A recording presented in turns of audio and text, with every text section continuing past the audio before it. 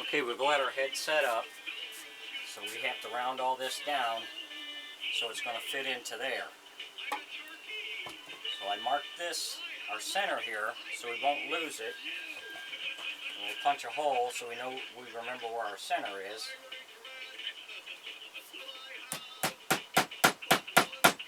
So when I sand it down, I don't lose my center mark. And I got an 1.25 inch circle here I'll put on.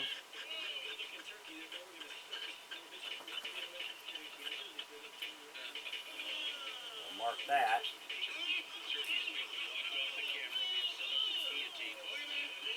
So we have to round all this down, then it will fit into the body.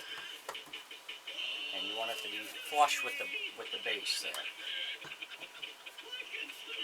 So I'll use my 4-inch belt sander to grind it down first, and then we'll smooth it down with our palm sander, and then go from there.